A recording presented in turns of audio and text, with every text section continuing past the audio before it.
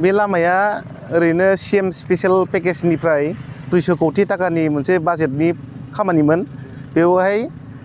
दुमनिनिफ्राय लानानै केशब नोगोर तारमाने 127A नेशनेल हाइवेआव नांजाबनानै सानजाहा दुमनि बारनानै खवेरी चक निकासि टु बरमा लामामोन बे लामाया बेयाव 200 कोटी टाका PM स्पेशल पेकेजमोन दा बे लामाखौ थांनाय 2017 सनावनो माने थांनायनि सरकारा जागायना गालांदोंमोन ओमफ्राय मावफुबाय थानाय समाव रानिं खामानि जाफुबाय थानाय समावनो नैबे कर'ना भाइरासनि एसे उनाव गोदान गभर्नमेन्ट फैखांनानै मा खारनाव बे खामानिया नांथाखो जोङो एसे रायजोफ्रा गोनो गोथो मोनदों बा मिथिनो लुबैदों जे ओरैबायदि माने खस्थ' अबस्था नैबे दलं जाथ'यै समाव बे लामाजों बे सानजा पार्टनि गामिनि गथ'फोरा स्कुलाव थांलाय फैलाय ओरैबायदि गाज्रि अबस्थामोन बेखौ किबा करे माने रायजोनि रिकुवेस्टआव बेखिनि दलङा जाग'दो जानायनि उनाव खिन्थु दासिमबो माने लामाखौ मावफुंना होनाय जायासै ससेल' लामाया जादों खिन्थु दलं दैमा गराननिफ्राय लानानै सोनाब पार्टखै जिथु केशब नोगोरसिम थांनाय लामा बेसिम जायासै दा बेखायनो जोङो दानि सरकारखौ जों खावलायगोन जाहाथे रायजोनि सुबिदा बायदियै बे लामाखौ मावना होनांगौ मानोना बे लामायानो मेन जोंनि बे सा ओनसोलनि रायजो राजाफोरनि थाखाय मुसलपुर मेडिकेल थांनाय ओरै बरमा थांनाय तामुलपुर थांनाय बेनो मेन लामामोन दा बेखौ मावना होनो थाखाय आं खावलायदों लोगोसेनो दिनैनि नैबे अबस्थाखौ नायनो हायै नुनो हायै मोनसे अबस्थायाव थानायखौ जोंनि ओनसोलनिनो सासे समाज सिबियारि बिथाङा जाबाय दावगाफुनाय सासे फालांगिरि बिथां सोगोमसार बर' जायखौ जोङो सिबेन बर' बुङो बिथाङा नैबे लामाखौ दिनै गावनि JCB दाम्पारजों अन्थाइ एसे लाबोनानै रायजोनो थांलाय फैलाय खालामनो हानाय बायदि मोनसे सुबिदानि थाखाय खोनानै होदों जों बिथांखौ आंनि गोसो गोरबोनिफ्राय आं साबायखर होगोन लोगोसेनो रायजो राजानोबो फोरमायनो सानदों जे बिथाङा बे लामाजों सम सम फैयो थाङो नुलाङो रायजोनि गाज्रि अबस्थाखौ नुयो टम गारिफ्रा मालाबा बेलथायनो गोनां जायो मालाबा गारिफ्रा फासिनानै थायो अखा एसे हाबा लामाया हाखर गोथौ खारनो हायै अबस्था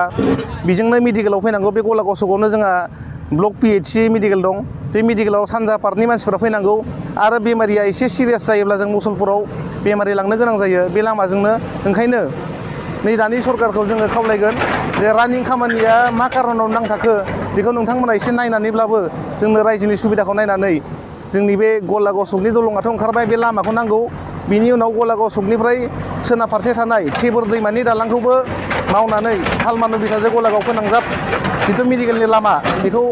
थाबैनो खालामना होनांगौ मानोना बे दालांखौबो लुनो जागायदोंमोन कन्ट्रेक्टरा नाथाय मा खारनाव दिनैसिम मावफुङासै हाबदान जानानै थाबाय बेखौ जोङो खावलायगोन लोगोसेनो फालमानु बिथानिफ्राय सोनाबा फारसे थांनानै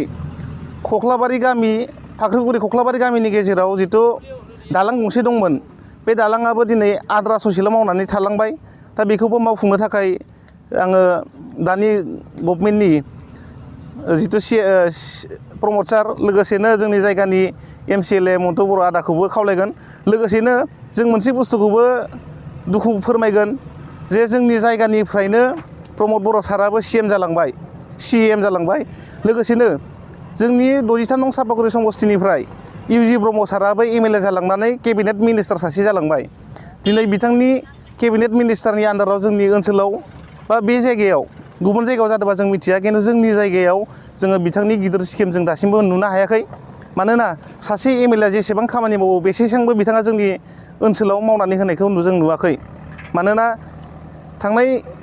7-8 बोसोरसो जों बे लामायाव जों खुनु मोनसे रिपेयारिं मोनासै जिथु बुनगावनिफ्राय गलागाव जानानै अनसलि थांनाय सिमला थांनाय लामाया दिनै ओरैबायदि गाज्रि अबस्थायाव दं हाद्रि थुला जानानै आगोर मोनाखै जोङो बेमारि सासे लांनांगौबा ओरैबायदि मोनसे गाज्रि अबस्था जायो दा बेखौ लामानि मोनसेबो रिपेयारिं जायखौ जोङो लुबैदों खालामना होनांगौ जोङो बेखौ खावलायबाय रायजोनि जानानै लोगोसेनो थाबैनो नैबे जोंनि लामा आरो दालांखौ दानि सरकारा मावफुंना होगोनखौ आङो मिजिंथिबाय বাৰক লাগি যিটো ৰাস্তা বেয়া হৈ আছিল আজি 17 বছৰে 2017 চনৰ পৰাই ফাঁচি আছে ৰাস্তাটো ৰাইজৰ কাৰণে অসুবিধা হৈছে যাতায়াতৰ কাৰণে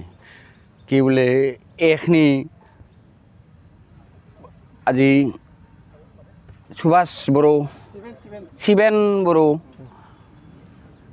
মেৰামতিৰ বাবে তেখেতক ধন্যবাদ যাচিছোঁ। কি দিছে চেনি গেভেল দিলাক মাটি দিলাক এইখিনিয়ে ৰাস্তাটো একদম বেয়া আছিল